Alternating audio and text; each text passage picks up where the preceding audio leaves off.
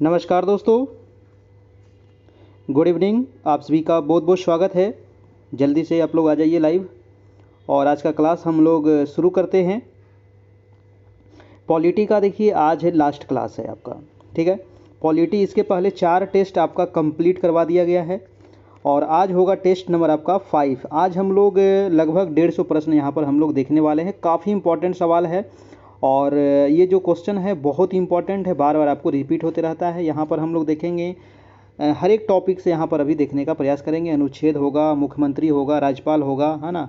तो सभी से संबंधित प्रश्न यहाँ पर अभी देखने वाले हैं। चलिए जल्दी से आ जाइए आप लोग और आज के क्लास को हम लोग शुरू करते हैं। देखिए, अगर आप हमारे चैनल पर नए हैं, अगर आप पीडीएफ लेना चाहते हैं तो इस नंबर पे कांटेक्ट करके आप हमारा प्रधान शिक्षक का पीडीएफ ले सकते हैं, नोट्स ले सकते हैं, ठीक है।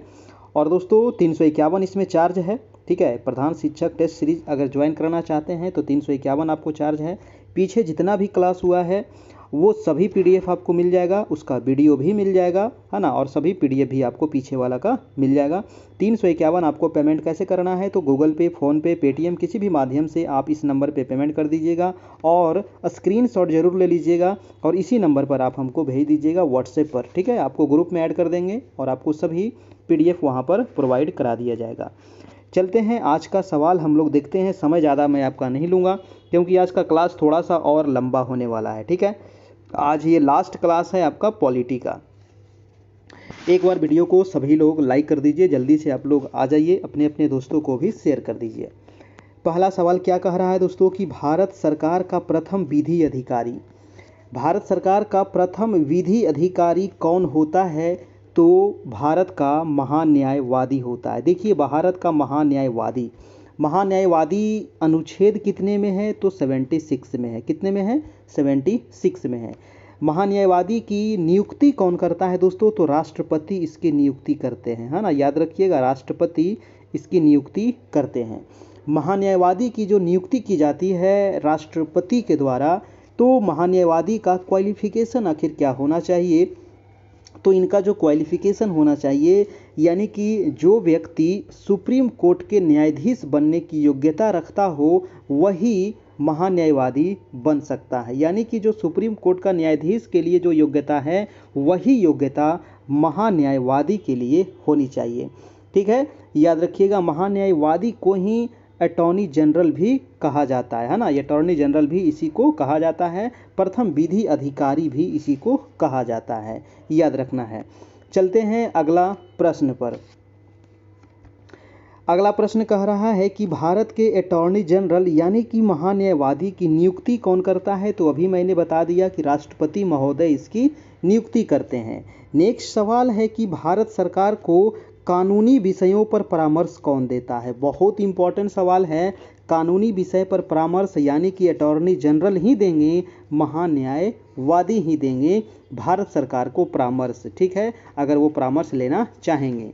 अगला सवाल है कि संविधान के किस अनुच्छेद के अंतर्गत राष्ट्रपति द्वारा भारत के महान्यायवादी की नियुक्ति होती है तो मैंने अभी बता दिया कि 76 नंबर आप याद रखिएगा, अनुच्छेद 76।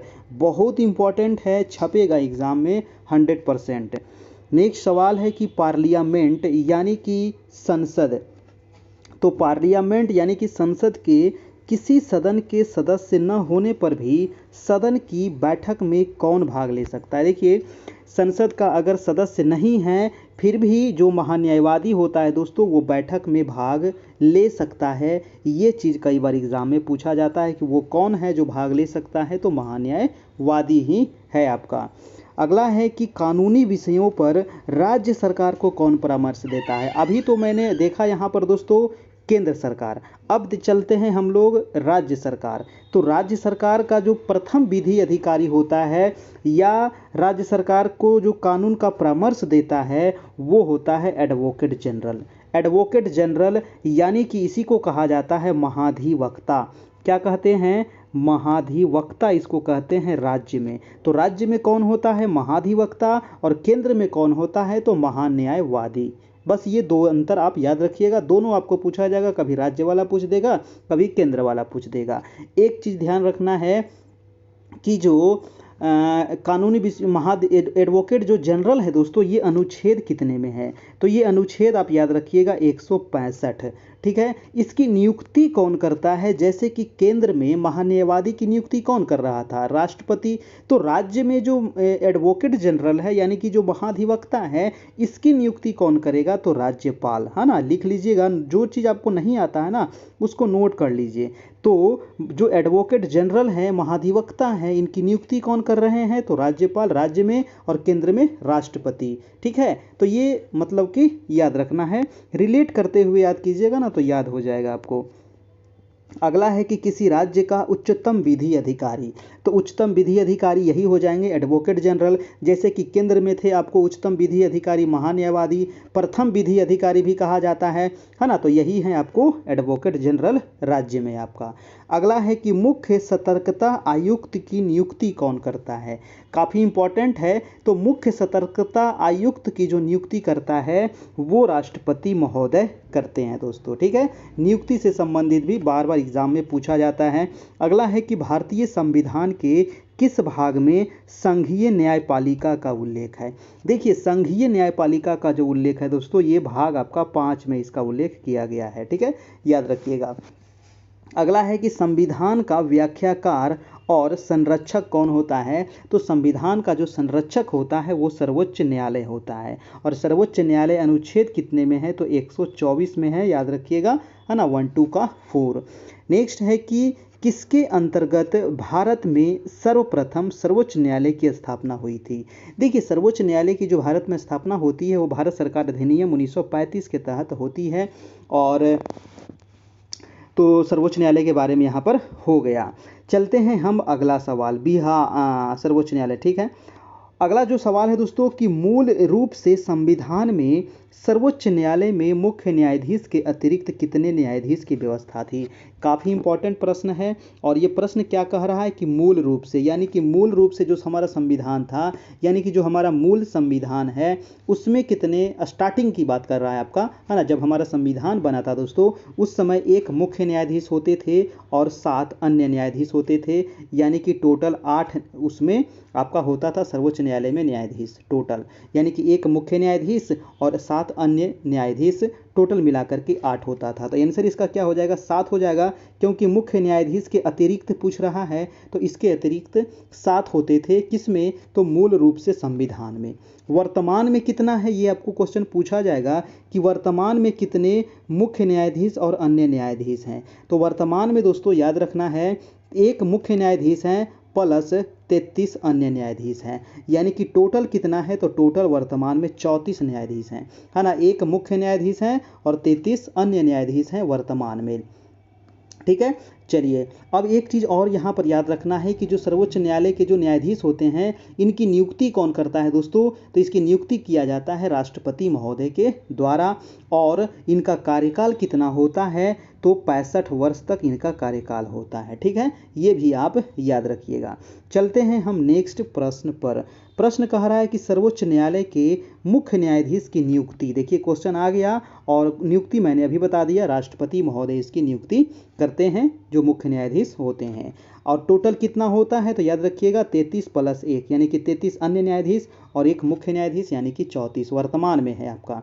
नेक्स्ट सवाल है कि सर्वोच्च न्यायालय के अन्य न्यायाधीशों की नियुक्ति कौन करता है?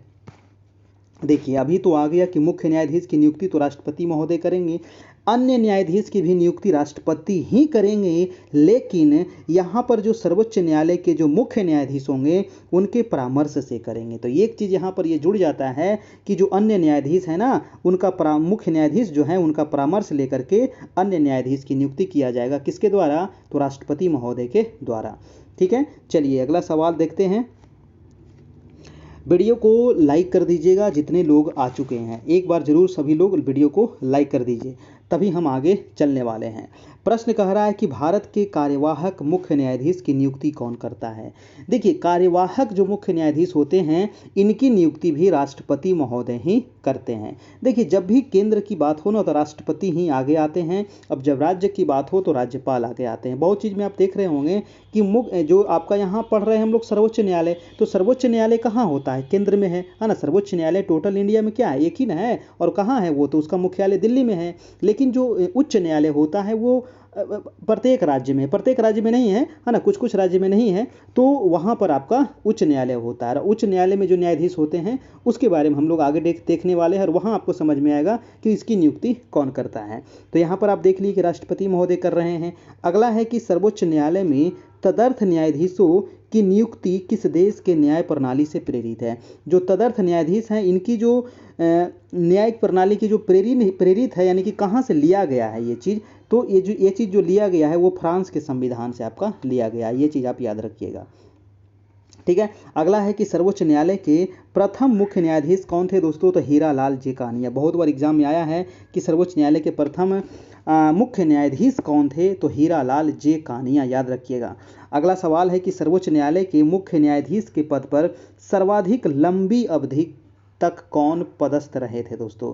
तो सर्वोच्च न्यायालय के मुख्य न्यायाधीश की बात है और सबसे लंबी अवधि तक इन्होंने पद पर रहा था, तो इनका नाम है वाई.बी. चंद्रचूड़। क्या नाम है? वाई.बी. चंद्रचूड़, ठीक है, याद रखिएगा। अगला है कि कौन सा अनुच्छेद सर्वोच्च न्यायालय को अभिलेख न्यायालय का स्थान प्रदान करता है? तो अभिलेख न्यायालय का जो स्थान प्रदान करता है वो कौन सा अनुच्छेद है? तो वो है आपका अनुच्छेद नंबर 129, है ना। 129 नंबर अनुच्छेद सर्वोच्च न्यायालय को अभिलेख न्यायालय का स्थान प्रदान करता है, ठीक है। अगला सवाल है कि सर्वोच्च न्यायालय के जजों का वेतन किससे आहरित होता है? देखिए, जजों का जो वेतन मिलता है सर्वोच्च न्यायालय के वो संचित निधि से दिया जाता है आपका, है ना। केंद्र का जो संचित निधि होता है उससे दिया जाता है सर्वोच्च न्यायालय के जजों का वेतन, ठीक है। चलिए, अगला सवाल है कि संविधान के किस अनुच्छेद के तहत प्रत्येक राज्य में एक उच्च न्यायालय की व्यवस्था की गई? अभी हम लोग सर्वोच्च न्यायालय देख लिए, अब चलते हैं हम उच्च न्यायालय की ओर। तो उच्च न्यायालय की जो व्यवस्था है दोस्तों वो 214 में है। देखिए, मैंने आप लोग को ट्रिक एक बताया था, सर्वोच्च न्यायालय कितने में है? 1 2 का 4, यानी कि 124 में है आपका सर्वोच्च न्यायालय। और उच्च न्यायालय कितने में है? 214, यानी कि 2 तो यहीं रहने दीजिए, 1 को इधर ले आइए और 4 यहीं हो जाएगा, यानी कि 214 में हो जाएगा आपका क्या? उच्च न्यायालय, है ना। इसी को आगे पीछे हो गया आपका 214, याद रखिएगा ये अनुच्छेद कई बार एग्जाम में आ चुका है कि उच्च न्यायालय अनुच्छेद कितने में है, सर्वोच्च न्यायालय अनुच्छेद कितने में है, ठीक है। 1 वाला को बीच में लाएंगे और 4 वहीं रह जाएगा आपका, ठीक है। 2 भी आपका वहीं रह गया। चलते हैं हम अगले प्रश्न पर। प्रश्न कह रहा है दोस्तों, प्रश्न है अगला कि हाँ, कि बम्बई उच्च न्यायालय, कलकत्ता उच्च न्यायालय, मद्रास उच्च न्यायालय की स्थापना एक साथ हुई थी, ठीक है। ये चीज़ आप याद रखिएगा। बम्बई जो उच्च न्यायालय है मुंबई में है आपका, कलकत्ता उच्च न्यायालय और मद्रास उच्च न्यायालय, ये तीनों जो उच्च न्यायालय है इसकी स्थापना एक साथ हुई थी। और इस उच्च न्यायालयों की स्थापना कब हुई थी? तो याद रखिएगा 1862 में हुई थी। कब हुई थी? 1862 में हुई थी और सबसे पहले इसी का स्थापना हुआ था, ठीक है। और अगर पूछ लिया जाए आपसे कि पटना उच्च न्यायालय की स्थापना कब होती है, तो पटना उच्च न्यायालय की स्थापना याद रखिएगा 1916 में। कब हुआ था? 1916 में हुआ था दोस्तों पटना उच्च न्यायालय की स्थापना। अगला सवाल क्या कह रहा है कि अच्छा देखिए, अगला सवाल आपको दे ही दिया है कि पटना उच्च न्यायालय की स्थापना कब हुई थी, तो 1916 में हुई थी, ठीक है। याद रखिएगा, पटना वाला कई बार एग्जाम में आ चुका है। और नेक्स्ट सवाल है कि भारत का सबसे बड़ा उच्च न्यायालय कौन सा है? बहुत इंपॉर्टेंट है। भारत का जो सबसे बड़ा उच्च न्यायालय है वो है इलाहाबाद उच्च न्यायालय, ठीक है, इलाहाबाद उच्च न्यायालय। अगला है कि भारत में उच्च न्यायालय सर्वप्रथम आरंभ हुआ, तो सर्वप्रथम अभी आपको बताए कि 1862 में स्थापना हुआ था 3 उच्च न्यायालय का, एक तो बम्बई, एक मद्रास और एक कलकत्ता। तो सबसे मतलब कि प्रारंभ में यही तीनों का स्थापना हुआ था भारत में। अगला है कि उच्च न्यायालय के क्षेत्राधिकार को घटाने या बढ़ाने का अधिकार किसको है दोस्तों? तो उच्च न्यायालय का जो क्षेत्राधिकार है इसको घटाने बढ़ाने का जो अधिकार है वो संसद के पास है। किसके पास है? संसद के पास मौजूद है।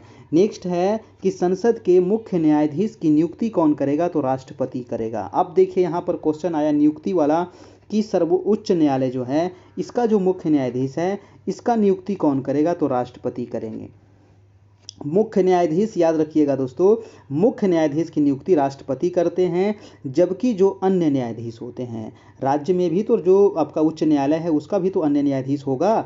तो उच्च न्यायालय के जो न्यायाधीश होते हैं दोस्तों, उच्च न्यायालय का न्यायाधीश किसके समक्ष अपने पद का शपथ लेते हैं? तो राज्यपाल। यानी कि जो उच्च न्यायालय में न्यायाधीश होंगे उनको कौन नियुक्त करेगा, शपथ कौन दिलाएगा? तो राज्यपाल दिलाएंगे, जबकि मुख्य न्यायाधीश को कौन नियुक्त करेंगे? तो राष्ट्रपति करेंगे। ये थोड़ा सा अंतर यहाँ पर ये है, तो ये चीज़ आप ध्यान रखिएगा। क्वेश्चन में मुख्य न्यायाधीश पूछा जा रहा है या आपको न्यायाधीश पूछा जा रहा है, ठीक है, ध्यान रखिएगा। अगला है कि उच्च न्यायालय का न्यायाधीश अपना त्याग पत्र किसको संबोधित प्रस्तुत करता है? तो राष्ट्रपति को संबोधित करता है दोस्तों। अब देखिए, उच्च न्यायालय का जो न्यायाधीश होगा वो त्यागपत्र किसको देगा? तो राष्ट्रपति को देगा, है ना। और नियुक्ति कौन दिलाएगा? तो राज्यपाल दिलाएगा।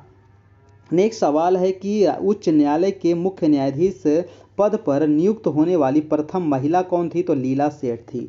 प्रथम महिला कौन थी? तो लीला सेठ थी। और ये जो लीला सेठ थी दोस्तों, ये किस राज्य की थी? तो याद रखिएगा, दिल्ली की थी, है ना। दिल्ली उच्च न्यायालय की ये प्रथम महिला मुख्य न्यायाधीश थी आपका, ठीक है। दिल्ली जो उच्च न्यायालय है इसकी प्रथम महिला मुख्य न्यायाधीश थी लीला सेठ। ये चीज़ आप ध्यान रखना है। अगला सवाल चलते हैं कि राज्य की कार्यपालिका शक्ति किस में निहित होता है? तो राज्य का जो कार्यपालिका शक्ति होता है दोस्तों वो राज्यपाल में होता है। राज्य का पूछ रहा है तो राज्यपाल में रहेगा, केंद्र का पूछेगा तो राष्ट्रपति में रहेगा। अगला है कि राज्य सरकार का कार्यपालक अध्यक्ष कौन होता है? तो ये भी राज्यपाल ही होता है। नेक्स्ट है कि भारतीय संविधान के अनुसार राज्य का अधिशासी प्रधान कौन होता है? तो राज्यपाल होता है, ठीक है। तो ये सभी चीज़ों में राज्यपाल ही आगे आते हैं। अगला सवाल है कि राष्ट्रपति जो है वो किसकी सलाह पर किसी राज्य के राज्यपाल की नियुक्ति करेंगे? तो राष्ट्रपति जो है दोस्तों प्रधानमंत्री जी के सलाह पर राज्यपाल की नियुक्ति करते हैं, है ना। कौन करते हैं? तो राष्ट्रपति करते हैं राज्यपाल की नियुक्ति।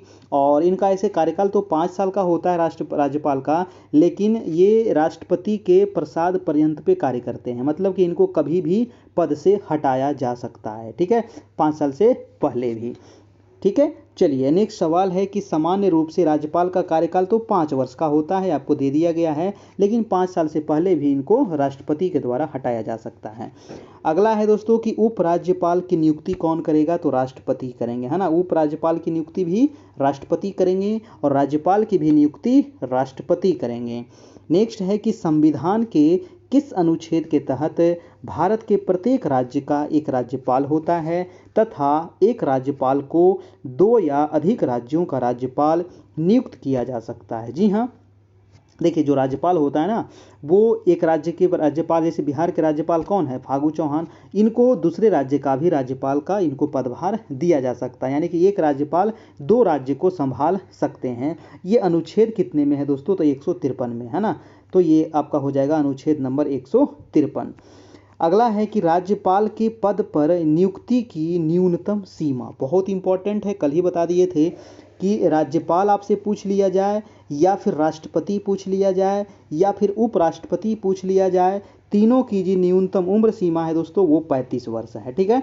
कितनी है? 35। राज्यपाल, राष्ट्रपति, उपराष्ट्रपति, है ना, ये तीनों का उम्र कितना होना चाहिए? कम से कम 35 साल, तभी ये बन सकते हैं राज्यपाल। अगला है कि किसी राज्य के राज्यपाल को उसके पद की शपथ कौन दिलाता है? देखिए, राज्य के राज्यपाल को उसके पद की जो शपथ दिलाता है वो राज्य का जो मुख्य न्यायाधीश होगा, यानी कि राज्य के जो मुख्य न्यायाधीश होगा वही शपथ इनको दिलाएंगे। नेक्स्ट है कि राज्यपाल विधान परिषद के कितने सदस्यों को मनोनीत करते हैं? तो 1/6 सदस्यों को, ठीक है, याद रखिएगा, 1/6 सदस्यों को।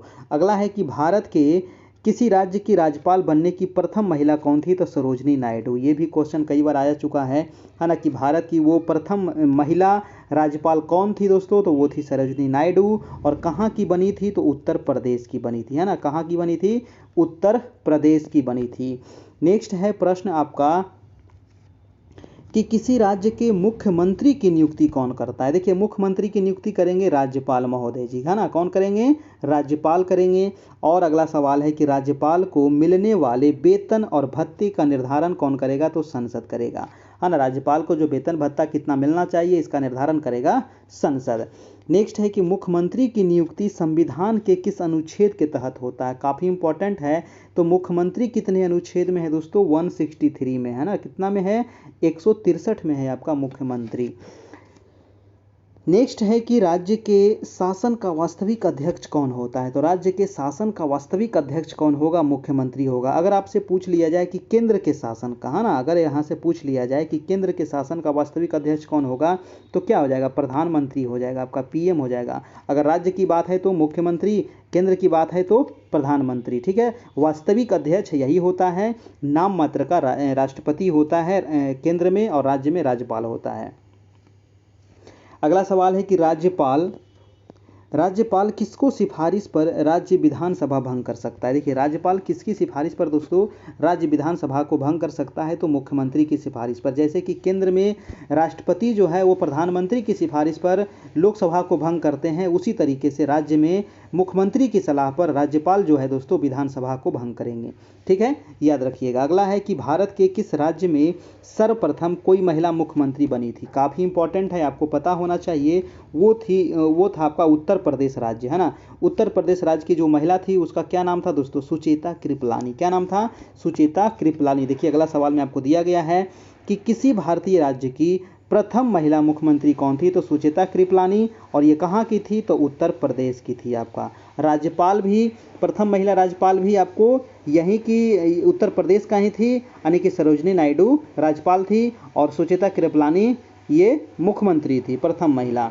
और प्रथम दलित महिला की बात किया जाए तो वो भी उत्तर प्रदेश ही आएगा आपका, है ना। अगला प्रश्न यही है कि भारत के किसी राज्य में मुख्यमंत्री पद पर नियुक्त होने वाली प्रथम दलित महिला, तो दलित महिला भी आपका उत्तर प्रदेश की ही थी, उसका नाम क्या था, तो सुश्री मायावती, है ना। तो सुश्री मायावती ये उत्तर प्रदेश की प्रथम दलित महिला ये मुख्यमंत्री थी।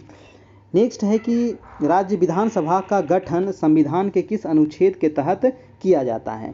देखिए विधानसभा जो है ना इसका गठन जो होता है अनुच्छेद 170 के तहत होता है, ठीक है। अनुच्छेद कितने के तहत, अनुच्छेद 170 के तहत इसका गठन किया जाता है। अगला है कि विधानसभा की सदस्यता के लिए उम्मीदवार को कितने वर्ष कम से कम होनी चाहिए। देखिए विधानसभा के सदस्य होने के लिए 25 साल होना चाहिए, है ना। कितना होना चाहिए, 25 साल। और लोकसभा के सदस्य होने के लिए भी कितना होनी चाहिए दोस्तों, तो लोकसभा के लिए भी 25 साल होना चाहिए, विधानसभा के लिए 25 साल होना चाहिए। अगर पूछ लिया जाए कि राज्यसभा के लिए, तो राज्यसभा के लिए होना चाहिए आपको 30 वर्ष, ठीक है। अगर पूछ लिया जाए कि विधान परिषद के लिए कितना होनी चाहिए, तो भाई साहब बताइए, फंसिएगा नहीं, तो विधान परिषद के लिए कितनी होनी चाहिए, तो 30 साल होनी चाहिए। तो ये उम्र आप जरूर याद रखिएगा, पूछ लिया जाता है। अगला सवाल चलते हैं। सवाल कह रहा है कि विधानसभा का अध्यक्ष का चुनाव कौन करता है, तो विधानसभा के अध्यक्ष का चुनाव जो करता है विधानसभा के सदस्य मिलकर के करते हैं आपका, ठीक है। अगला है कि अस्थायी विधानसभा अध्यक्ष। देखिए विधानसभा के जो अध्यक्ष होते हैं और एक अस्थायी अध्यक्ष होते हैं। अस्थायी अध्यक्ष जिनको कहा जाता है प्रोटेम स्पीकर, ठीक है। तो अस्थायी विधानसभा अध्यक्ष की नियुक्ति कौन करेगा, तो राज्यपाल महोदय ही करेंगे अस्थायी प्रोटेम स्पीकर का नियुक्ति, ठीक है। अगला प्रश्न है कि विधानसभा के जो अध्यक्ष होंगे यानी कि जो स्पीकर हैं अपना त्यागपत्र किसको देंगे, तो विधानसभा के जो अध्यक्ष हैं दोस्तों वो उपाध्यक्ष को अपना त्यागपत्र देते हैं, और उपाध्यक्ष महोदय अध्यक्ष को अपना त्यागपत्र देते हैं। ये चीज़ आप याद रखना है, अदला बदली कर लेते हैं। अगला है कि राज्य मंत्री परिषद सामूहिक रूप से किसके प्रति उत्तरदायी होता है, तो राज्य के जो मंत्री परिषद है वो विधानसभा के प्रति रहेगा। जैसे कि केंद्र में जो मंत्री परिषद है वो लोकसभा के प्रति उत्तरदायी होता है, उसी तरीके से राज्य के जो मंत्री परिषद के जो समूह हैं वो विधानसभा के प्रति उत्तरदायी होते हैं। राज्य में जैसे कि दोस्तों आपका लोकसभा होता है ना, उसी तरीके से केंद्र में जैसे कि लोकसभा होता है तो राज्य में क्या होता है, विधानसभा होता है। राज्य केंद्र में जैसे कि राज्यसभा होता है तो आपका राज्य में क्या होता है, विधान परिषद होता है ना। जैसे कि विधानसभा को कहा जाता है दोस्तों निम्न सदन, विधानसभा को क्या कहते हैं, निम्न सदन कहा जाता है। जबकि विधान परिषद को क्या कहा जाता है, विधान परिषद को क्या कहते हैं दोस्तों, उच्च सदन कहा जाता है ना। जैसे कि केंद्र में हम लोग कैसे पढ़े थे, है ना, राज्यसभा और लोकसभा, तो राज्यसभा को उच्च सदन कहते थे केंद्र में, और लोकसभा को निम्न सदन कहते थे। उसी तरीके से राज्य में आपको होता है। तो ये चीज़ आप मतलब रिलेट करके याद रखिएगा ना, तो याद हो जाएगा दोनों चीज़ आपका। ठीक है, चलिए अगला सवाल है कि विधानसभा का सदस्य रहे बिना, है ना, अगर विधानसभा का कोई सदस्य नहीं है फिर भी वो मंत्री बन सकता है। अगर विधानसभा के मान लीजिए आप सदस्य नहीं है, विधान परिषद के भी आप सदस्य नहीं हैं, फिर भी आप मंत्री बन सकते हैं। लेकिन कितने दिन के लिए, तो 6 महीना के लिए। केंद्र में भी तो यही था, केंद्र में भी अगर लोकसभा का कोई सदस्य नहीं है तो भी वो मंत्री बन सकता है। कितने दिन के लिए, तो 6 माह के लिए, और 6 माह के अंदर उनको सदस्यता लेनी पड़ती है। ठीक है, तो ये चीज़ आप याद रखिएगा। और अगर आप 60 दिन तक अगर अनुपस्थित हैं, केंद्र हो या राज्य हो, कहीं भी हो, तो आपकी सदस्यता क्या हो जाएगी, समाप्त हो जाएगी। ये चीज़ भी याद रखिएगा। बिना सूचना दिए हुए अगर 60 दिन आप गायब हैं तो आपकी सदस्यता खत्म हो जाएगी। अगला है प्रश्न आपका कि भारतीय संविधान के किस अनुच्छेद में निर्वाचन आयोग का वर्णन है। तो निर्वाचन आयोग का जो वर्णन है वो 324 में है। किस में है दोस्तों, 324 में इसका वर्णन किया गया है। अब देखिए यहाँ से क्वेश्चन पूछ सकता है कि वर्तमान में मुख्य निर्वाचन आयुक्त कौन, बताइए तो हम लोग कमेंट करके कि वर्तमान में मुख्य चुनाव आयुक्त कौन है। तो वर्तमान में जो मुख्य चुनाव आयुक्त हैं मैं आप लोग को बता देता हूँ, जल्दी से आप लोग कमेंट करके बताइए। अगला प्रश्न कह रहा है दोस्तों कि मतदाताओं के पंजीयन का उत्तरदायित्व किस पर है। तो मतदाताओं के जो पंजीयन का जो उत्तरदायित्व होता है वो निर्वाचन आयोग पर होता है। ठीक है, अभी मैंने सवाल पूछा कि वर्तमान मुख्य चुनाव आयुक्त कौन है, तो राजीव कुमार। कौन है, याद रखिएगा, राजीव कुमार वर्तमान में है। चलिए नोट कर लीजिएगा, नहीं याद है तो अगला प्रश्न पर चलते हैं हम लोग। प्रश्न कह रहा है कि भारत के मुख्य निर्वाचन आयुक्त की नियुक्ति कौन करता है। तो मुख्य जो निर्वाचन आयुक्त होते हैं इनकी नियुक्ति राष्ट्रपति महोदय ही करेंगे। ठीक है, क्योंकि भारत का है तो भारत का एक ही को रहेगा ना, हर एक राज्य में थोड़ी रहेगा। तो भारत का एक मुख्य निर्वाचन आयुक्त है तो इसकी नियुक्ति, केंद्र की बात है तो राष्ट्रपति महोदय करेंगे। अगला है कि भारत के प्रथम आम चुनाव कब हुआ था दोस्तों। तो प्रथम जो चुनाव हुआ था भारत में वो 1951-52 में हुआ था। ठीक है, 1951-52 में। नेक्स्ट है कि भारत में सार्वत्रिक वयस्क मताधिकार के आधार पर प्रथम चुनाव कब हुआ था। मतलब कि वयस्क मताधिकार के आधार पर, यानी कि जो पहले जो वोट देने का अधिकार जो था ना वो 21 वर्ष था आपका। इसको बाद में घटा करके 61वें संविधान संशोधन होता है आपका 1989 में, और इसको घटा करके कर दिया जाता है 18 साल। ठीक है, ये चीज़ आप याद रखिएगा। लेकिन 1989 से पहले दोस्तों जब वोट दिया जाता था तो कम से कम आपकी उम्र 21 साल होनी चाहिए थी, लेकिन बाद में इसको घटा करके कर दिया गया कितना, 18 साल। तो ये जो वयस्क मताधिकार जो था दोस्तों प्रथम बार हुआ था ये 1952 में ही हुआ था। ठीक है, चलिए नेक्स्ट सवाल है कि भारत में पहली बार महिलाओं को मताधिकार कब प्रदान हुआ। यानी कि महिलाओं जो है वोट देने के लिए सबसे पहले कब उनको अधिकार दिया गया, तो 1926 में। ठीक है, भारत में। अगला है कि 61वें संविधान संशोधन, देखिए क्वेश्चन आ गया और बहुत इंपॉर्टेंट है, छप सकता है कि 61वें संविधान संशोधन कब हुआ था। नोट कर लीजिएगा 1989 में, इसको सुधार लीजिएगा, यहाँ पर 1989 होगा। इसके प्रावधानों के अधीन वयस्क होने का न्यूनतम विधिक जो आयु है वो 18 वर्ष है। पहले कितना होता था, तो 61वें संविधान संशोधन से पहले ये था 21 वर्ष, है ना। जो 21 वर्ष होते थे वही वोट कर सकते थे। ठीक है, चलिए कोई समस्या हो तो बताइएगा। अगला प्रश्न चलते हैं कि भारत के प्रथम मुख्य चुनाव आयुक्त। तो भारत के जो प्रथम मुख्य चुनाव आयुक्त हैं, प्रथम की बात कर रहा है तो सुकुमार सेन है। ठीक है, वर्तमान में कौन है, तो राजीव कुमार है। वर्तमान में कौन है, राजीव कुमार, और प्रथम कौन थे, तो सुकुमार सेन। एक चीज़ याद रखिएगा, जो मुख्य चुनाव आयुक्त होते हैं इनका कार्यकाल कितना होता है। कार्यकाल भी आपको एग्जाम में पूछ लिया जाता है, तो इनका कार्यकाल याद रखिएगा 6 वर्ष या 65 वर्ष, यानी कि जो भी पहले पूरा हो जाएगा, है ना, वो हो जाएगा आपका इनका कार्यकाल। यानी कि 6 वर्ष अभी मान लीजिए इनका उम्र है 60 साल, और 60 साल में ये बन गए मुख्य चुनाव आयुक्त, तो 3 साल बाद क्या हो जाएंगे, रिटायर हो जाएंगे, क्योंकि नहीं 5 साल बाद क्या हो जाएंगे, रिटायर हो जाएंगे। ठीक है, तो 6 साल या 65 साल जो भी पहले पूर जाए ये रिटायर हो जाएंगे, इनका कार्यकाल यही होता है। अगला सवाल बहुत इंपॉर्टेंट है। कन्फ्यूजन वाला सवाल है अगला प्रश्न, और इस कन्फ्यूजन को यहाँ पर दूर करना बहुत ज़रूरी है। प्रश्न कह रहा है कि चुनाव के समय किसी चुनाव क्षेत्र में चुनाव प्रचार बंद करना होता है। देखिए, चुनाव प्रचार हम लोग करते हैं अपने अपने उम्मीदवारों के लिए, लेकिन चुनाव प्रचार बंद भी करना पड़ता है। कितने समय पहले बंद करना पड़ता है, ये यहाँ पर काफ़ी इंपॉर्टेंट हो जाता है। ये क्वेश्चन कई बार एग्जाम में आ चुका है। उत्तर यहाँ पर क्या दिया हुआ है कि मतदान प्रारंभ होने से 36 घंटा पहले। बिल्कुल सही आंसर दिया हुआ है, मतदान प्रारंभ होने से 36 घंटा पहले।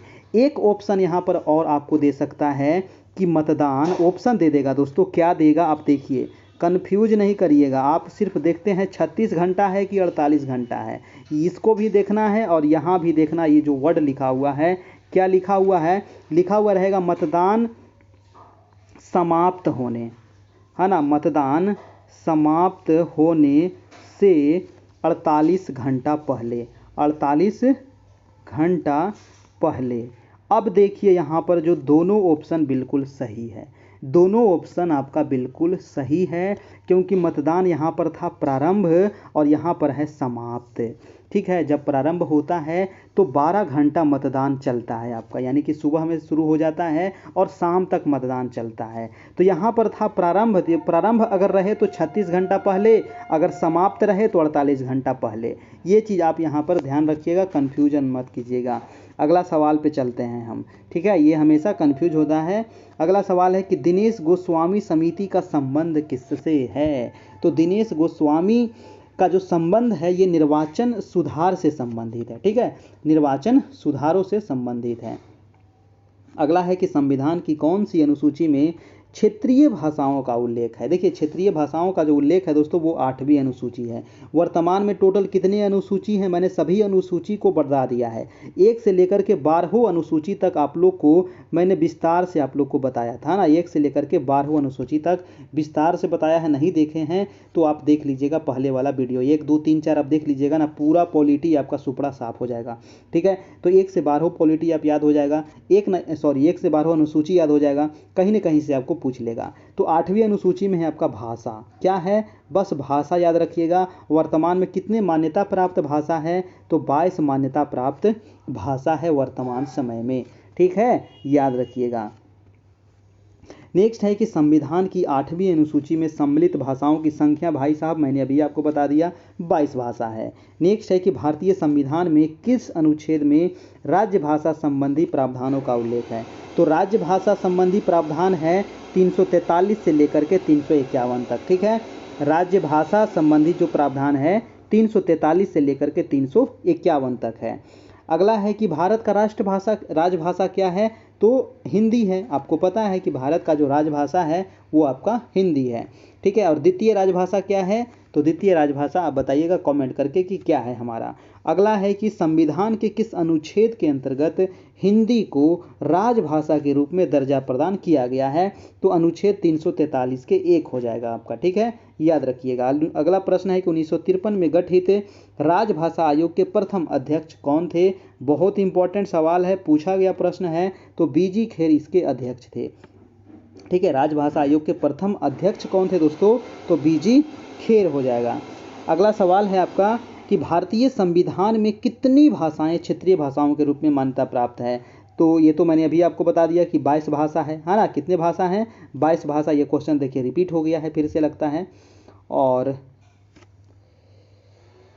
हाँ ये क्वेश्चन देखिए रिपीट हो गया है। चलिए कोई बात नहीं है, हम चलते हैं अगले प्रश्न पर। और वीडियो को अच्छा लग रहा है ना तो लाइक कर दीजिएगा, सभी लोग लाइक कर दीजिएगा। एक सूचना दोस्तों कि अगर आप बिलिस करना चाह रहे हैं, वो BLIS है, बैचलर इन लाइब्रेरी साइंस, क्योंकि बिहार में लाइब्रेरियन की वैकेंसी आने वाली है, तो बैचलर इन लाइब्रेरी साइंस अगर करना चाह रहे हैं तो बहुत जल्द हो जाएगा। 2021-22 है ना, 2021-22 सेशन में आप लोग को करवा दिया जाएगा। और मेरा नंबर है, आप इस पर कांटेक्ट कर सकते हैं 7857824310। ठीक है, बैक से आप लोग को हो जाएगा। और आपको इसमें क्या चार्ज लगेगा, कैसे एडमिशन होगा, कहाँ से होगा, इस नंबर पे कॉल करके आप कांटेक्ट कर सकते हैं, ठीक है। और इसका एग्ज़ाम जो है 1 नवंबर से इसका एग्ज़ाम का डेट भी आ चुका है ना, तो आप लोग को मात्र 1 से 2 महीना में आप लोग का कंप्लीट हो जाएगा आपका बिलीस से। अगर करना चाह रहे हैं तो जल्दी से अगर तो कर लीजिएगा, जो लोग भी आपके फैमिली में करना चाह रहे होंगे, ठीक है।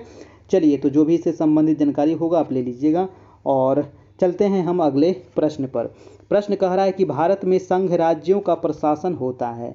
तो भारत में संघ राज्यों का जो प्रशासन होता है, संघ राज्य का मतलब क्या हुआ, केंद्र शासित प्रदेश, तो राष्ट्रपति के द्वारा होता है। किसके द्वारा होता है, राष्ट्रपति के द्वारा केंद्र शासित प्रदेशों पर प्रशासन होता है। अगला है कि केंद्र शासित प्रदेश पर किसका शासन होता है, तो राष्ट्रपति के द्वारा नियुक्त जो प्रशासक होता है उसका शासन होता है, ठीक है। जैसे कि उपराज्यपाल वहाँ पर होता है ना, तो वही शासन वहाँ पर करता है, वहाँ पर मुख्यमंत्री नहीं होते हैं। अगला है कि संघ शासित क्षेत्रों के लिए प्रशासकों की नियुक्ति कौन करता है, तो राष्ट्रपति महोदय करते हैं दोस्तों। नेक्स्ट है कि संघ शासित क्षेत्रों जिनकी अपनी विधायिका नहीं है, इसके लिए विधि का निर्माण कौन करेगा, तो संसद करेगा आपका विधि का निर्माण। अगला सवाल जो है काफ़ी इम्पॉर्टेंट है, और प्रश्न क्या कह रहा है कि जम्मू कश्मीर के संविधान को कब अंगीकृत किया गया। देखिए, जम्मू कश्मीर का तो संविधान अब समाप्त कर दिया गया, जो धारा 370 था इसको क्या कर दिया गया, अब समाप्त कर दिया गया। और ये चीज़ आप याद रखिएगा, धारा 370 वाला कब समाप्त किया गया, थोड़ा सा ये भी आप याद रखिएगा। तो कब समाप्त किया गया 370, तो 5 अगस्त 2019, ठीक है, 5 अगस्त 2019 को इसको समाप्त कर दिया गया, धारा 370। और अब जो यहाँ पर जो प्रश्न है कि जम्मू कश्मीर के संविधान को कब अंगीकृत किया गया, तो 1957 में बनाया गया था इसका नया संविधान। और जम्मू कश्मीर के संविधान कब लागू हुआ था, तो 26 जनवरी 1957 को। अब ये क्वेश्चन नहीं पूछ सकता है क्योंकि ये तो अब समाप्त हो गया है ना, लेकिन देख लेते हैं थोड़ा सा। जम्मू कश्मीर के संविधान में संशोधन करने का अधिकार किसको था, तो राज्य विधान मंडल को। नेक्स्ट है दोस्तों कि जम्मू कश्मीर का सदर ए रियासत पदनाम बदल करके क्या कर दिया गया था, तो राज्यपाल को कहा जाता था सदर ए रियासत आपका, ठीक है। 1965 में इसका नाम बदला गया था। एक क्वेश्चन पूछा जा सकता है कि जम्मू कश्मीर जो था दोस्तों वो किस अनुच्छेद से संबंधित था, तो 370 से संबंधित था आपका, ठीक है। ये चीज़ आपको पूछ सकता है। इसको समाप्त कब किया गया, तो 5 अगस्त 2019 को इसको समाप्त कर दिया गया। अब जम्मू कश्मीर क्या बन गया है, तो 2 केंद्र शासित प्रदेश बन गया, एक तो जम्मू कश्मीर और दूसरा लद्दाख बन गया है आपका, ठीक है। चलिए, तो अभी केंद्र शासित प्रदेशों की टोटल संख्या कितनी है, तो 8 हो गई है। प्रश्न कह रहा है कि जम्मू कश्मीर के मुख्यमंत्री की कार्यावधि कितनी होती थी, तो 6 साल होती थी पहले, है ना। अब तो यहाँ पर मुख्यमंत्री नहीं होंगे क्योंकि यहाँ पर अब ये केंद्र शासित प्रदेश बन गया है, तो यहाँ पर राज्यपाल होते हैं। अगला प्रश्न है कि भारतीय संविधान में संशोधन होता है, तो संशोधन कितने के अंतर्गत होता है, तो देखिए ये तो मैंने आप लोग को बता दिया, अनुच्छेद 368 कहाँ से लिया गया है भाई साहब, तो दक्षिण अफ्रीका से। कहाँ से लिया गया, दक्षिण अफ्रीका से लिया गया है संशोधन। और ये भाग कितने में है, तो भाग भी नोट कर लेना है, भाग ये 20 में है आपका, ठीक है, याद रखिएगा। पहला संशोधन कब हुआ था, तो 1951 में हुआ था। चलते हैं हम आगे। वीडियो अच्छा लग रहा हो लाइक कर दीजिएगा। और प्रश्न कह रहा है कि संविधान संशोधन हेतु विधेयक सर्वप्रथम कहाँ प्रस्तुत किया जाता है, तो संसद में प्रस्तुत होता है दोस्तों, है ना। संविधान संशोधन हेतु जो विधेयक है ये सर्वप्रथम कहाँ होता है, तो संसद में प्रस्तुत होता है। अगला है कि भारत के संविधान में प्रथम संशोधन बहुत इंपॉर्टेंट है, और इसके बारे में मैंने बहुत डिटेल से आप लोगों को कई बार बता चुका हूँ। प्रथम संशोधन जो हुआ था ये 1951 में हुआ था। और 1951 में जो प्रथम संशोधन हुआ था इसमें क्या जोड़ा गया था दोस्तों, तो इसमें जोड़ा गया था आपको अनुसूची 9, है ना, अनुसूची 9वां अनुसूची जोड़ा गया था। 9वां अनुसूची में क्या था, तो 9वां अनुसूची में था दोस्तों भूमि सुधार कानून, यानी कि नियम, 9 से नियम याद रखिएगा, भूमि सुधार नियम कानून था इसमें। और प्रथम संविधान संशोधन में यही जोड़ा गया था आपको 9वीं अनुसूची को, ठीक है। चलिए अगला सवाल देखते हैं आपका। प्रश्न है कि प्रथम संवैधानिक संशोधन अधिनियम बना था 1951 में। नेक्स्ट है अगला कि किस संविधान संशोधन द्वारा किन्हीं विशेष परिस्थितियों में नीति निदेशक सिद्धांतों को मूल अधिकार के ऊपर अधिक महत्व देने का प्रावधान किया गया था दोस्तों, तो ये 42वें संविधान संशोधन में हुआ था, है ना। यानी कि किसी विशेष परिस्थिति में जो नीति निदेशक तत्व हमारा है 36 से 51 अनुच्छेद में उसको मूल अधिकार के ऊपर अधिक महत्व देने का प्रावधान किया गया था, और ये 42वें संविधान संशोधन 1976 में हुआ था आपका। नेक्स्ट प्रश्न है कि भारतीय संविधान की प्रस्तावना में धर्मनिरपेक्ष, समाजवादी और राष्ट्र की एकता अखंडता वाक्यांश किस संशोधन द्वारा जोड़े गए हैं? देखिए, हमारा प्रस्तावना में एक ही बार संशोधन हुआ है और वो हुआ है 42वें संविधान संशोधन। कब? तो 1976 में ये आपका संशोधन हुआ था। कब हुआ था? 1976 में हुआ था आपका 42वें संविधान संशोधन। नेक्स्ट है कि 42वें संविधान संशोधन अधिनियम 1976 से भारतीय संविधान में एक नया अध्याय जोड़ा गया था, वो था मौलिक कर्तव्य। क्योंकि मौलिक कर्तव्य हमारा मूल संविधान में नहीं था, लेकिन 1976 में इसको जोड़ा गया। जब जोड़ा गया दोस्तों, तो उस समय मौलिक कर्तव्य कितना था? 10 मौलिक कर्तव्य था, लेकिन बाद में इसको बढ़ा करके 11 मौलिक कर्तव्य कर दिया गया। कब बढ़ाया गया था? तो 86वें संविधान संशोधन होता है 2002 में, और इसमें 11वां मौलिक कर्तव्य को जोड़ा जाता है। तो वर्तमान में कितने मौलिक कर्तव्य हैं? 11। अगर आपसे पूछा जाए कि जब जोड़ा गया था मौलिक कर्तव्य तो उस समय कितना मौलिक कर्तव्य था? तो 10 था आपका। ठीक है, नेक्स्ट प्रश्न चलते हैं। प्रश्न कह रहा है कि किस संविधान संशोधन द्वारा संविधान की 8वीं अनुसूची में 3 भाषा मणिपुरी, नेपाली और कोंकणी को शामिल किया गया था? देखिए, वर्तमान में जो हमारा भाषा है तो कितने मान्यता प्राप्त भाषा है? 22 मान्यता प्राप्त भाषा है।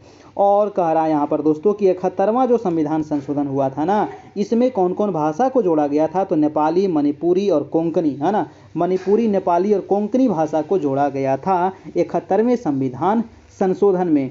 71वें संविधान संशोधन कब होता है भाई साहब? तो 1992 में होता है। कब होता है? 1992 में। हम चलते हैं अगले प्रश्न पर। प्रश्न है कि भारत के संविधान के 73वें संशोधन का संबंध किससे है? देखिए, 73वें संविधान संशोधन का जो संबंध है वो पंचायती राज व्यवस्था से है। किससे है? पंचायती राज व्यवस्था से है आपका। ठीक है, और 73वां संविधान संशोधन हुआ था 1992 में, और ये लागू हो गया था आपका 1993 में आपका। पंचायती राज जो व्यवस्था है ये अनुसूची कितने में रखा गया? 10वीं अनुसूची में इसको रखा गया, है ना। और 11वीं अनुसूची जो था दोस्तों उसमें नगर पालिका को रखा गया था, और 74वें संविधान संशोधन के तहत। 73वें था आपका नगर पंचायत समिति पंचायती राज से, और 74वें संविधान संशोधन था नगर पालिका से संबंधित, है ना। तो ये दोनों आप याद रखिएगा। ठीक है, नेक्स्ट प्रश्न है कि भारतीय संविधान के किस भाग में पंचायती राज से संबंधित प्रावधान है? तो पंचायती राज से संबंधित प्रावधान भाग 9 में है दोस्तों। ठीक है, भाग 9 में वर्णन किया गया है। देखिए, अगर आपको प्रधान शिक्षक का नोट्स चाहिए तो आप हमें कांटेक्ट कीजिए 7857824310। आपको पीछे जितना क्लास हुआ है सब मिल जाएगा, उसका वीडियो मिल जाएगा, पीडीएफ मिल जाएगा, सब चीज़ आपको मिल जाएगा पीछे वाला। हमारा दोस्तों टेलीग्राम ग्रुप जरूर ज्वाइन कर लीजिएगा। टेलीग्राम ग्रुप का नाम है कैरियर परिवार। ठीक है, CAREER कैरियर परिवार, ये हमारा टेलीग्राम ग्रुप है। आप सर्च कीजिएगा टेलीग्राम में जाकर के, मेरा ग्रुप आ जाएगा, इसको ज्वाइन कर लीजिएगा। इसमें लगभग अभी 31-3200 लोग इसमें ज्वाइन किए हैं, है ना, और वहाँ पर डेली आपको क्वेश्चन प्रैक्टिस होते रहता है। चलिए हम चलते हैं अगले प्रश्न पर।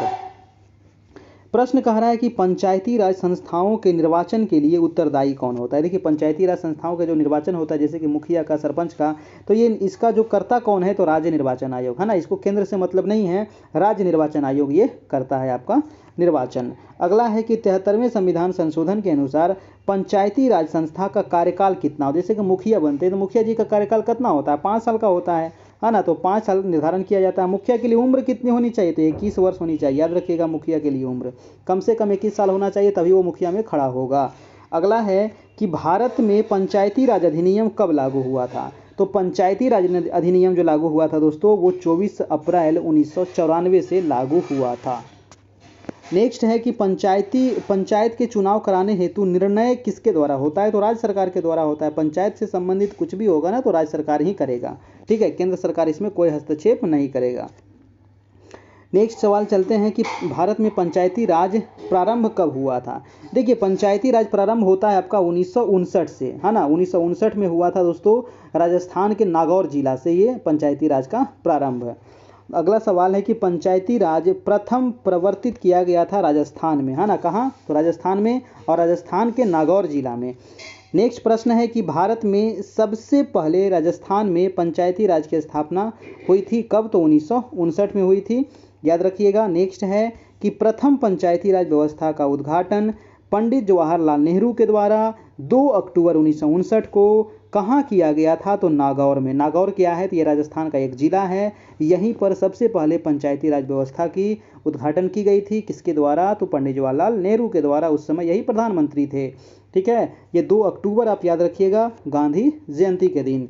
अगला सवाल है दोस्तों कि देश के ग्रामीण क्षेत्र के सामाजिक एवं सांस्कृतिक उत्थान के लिए सामुदायिक विकास कार्यक्रम कब प्रारंभ किया गया? ये क्वेश्चन कई बार एग्जाम में आया है। सिंपल आपसे पूछा जाएगा क्वेश्चन कि सामुदायिक विकास कार्यक्रम शुरुआत कब हुई? तो सामुदायिक विकास कार्यक्रम की शुरुआत हुई थी 2 अक्टूबर 1952 को। ठीक है, 2 अक्टूबर 1952 को।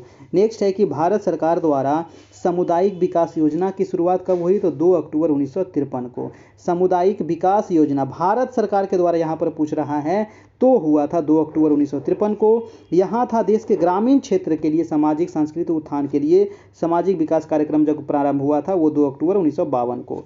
अगला है कि बलवंत राय मेहता, बहुत इंपॉर्टेंट सवाल है, छपेगा एग्जाम में।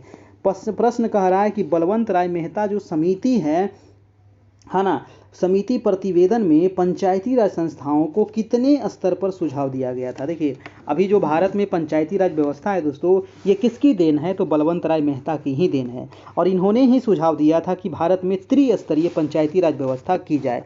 त्रिस्तरीय का मतलब है कि 3 स्तर होनी चाहिए। एक तो ग्राम स्तर पर जैसे ग्राम पंचायत, प्रखंड स्तर पर पंचायत समिति और जिला स्तर पर जिला परिषद होना चाहिए। ये सुझाव किसका था? तो बलवंत राय मेहता समिति का आपका था। इसकी नियुक्ति कब हुई थी? क्वेश्चन पूछा जाएगा आपसे कि बलवंत राय मेहता समिति की नियुक्ति कब हुई? तो लिख लीजिएगा 1957 में इसकी नियुक्ति होती है। ठीक है, 3 स्तर में था। ये तीनों स्तर कई बार पूछा गया है, ग्राम स्तर, प्रखंड स्तर और जिला स्तर, है ना, यानी कि ग्राम पंचायत, पंचायत समिति और जिला परिषद।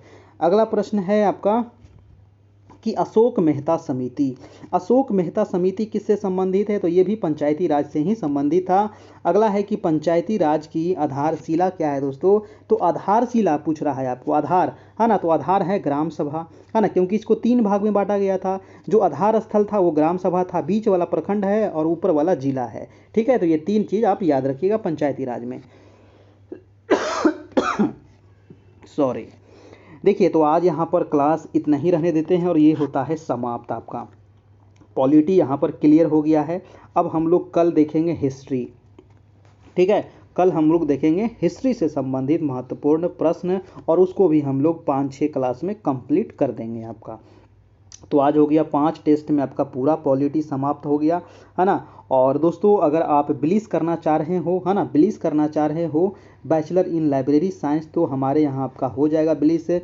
और अभी बैक से हो जाएगा आप लोग को, है ना, बैक डेट से 2021-22 सेशन में नवंबर में आप लोग का एग्ज़ाम हो जाएगा। 1 नवंबर से डेट भी आ गया है। और अगर आप इसमें एडमिशन लेना चाहते हैं तो ये जो नंबर दिया गया है 7857824310, तो आप इस नंबर पे कांटेक्ट कर सकते हैं। ठीक है, चलिए। और जो लोग प्रधान शिक्षक, है ना, जो तैयारी कर रहे हैं प्रधान शिक्षक के लिए, अगर आपको PDF चाहिए, नोट्स चाहिए, तो आप इस नंबर पे कांटेक्ट कीजिए। या और इसमें 351 मात्र चार्ज है। आप पेमेंट करके 351 हमसे PDF ले सकते हैं। जो भी पेमेंट करेंगे तो स्क्रीनशॉट ले लीजिएगा और व्हाट्सएप पर भेज दीजिएगा। ये हमारा व्हाट्सएप भी है और इसी नंबर पे आपको पे भी करना है। उसके बाद PDF है, वीडियो है, नोट्स है, लाइव क्लास डेली आपको मिलते रहेगी। ठीक है, और एक रिक्वेस्ट है कि टेलीग्राम जरूर ज्वाइन कीजिएगा भाई साहब। ये रहा टेलीग्राम, यहाँ पर आपको क्वेश्चन प्रैक्टिस होते रहेगा। बिल्कुल फ्री है, टेलीग्राम में कोई चार्ज नहीं लगता है, बिल्कुल फ्री है। बस जाइए, दबा दीजिए, अब ज्वाइन हो जाइएगा। ठीक है, तो कैरियर परिवार नाम से हमारा टेलीग्राम ग्रुप है। डिस्क्रिप्शन में भी हम लिंक दे दिए हैं, तो वहाँ से भी आप डायरेक्ट लिंक पर क्लिक करके आप जुड़ सकते हैं। ठीक है, तो आज हम इतना ही रहने देते हैं और फिर मिलते हैं हम कल इसी समय इसी चैनल पर। तब तक के लिए good night, good bye, take care, धन्यवाद।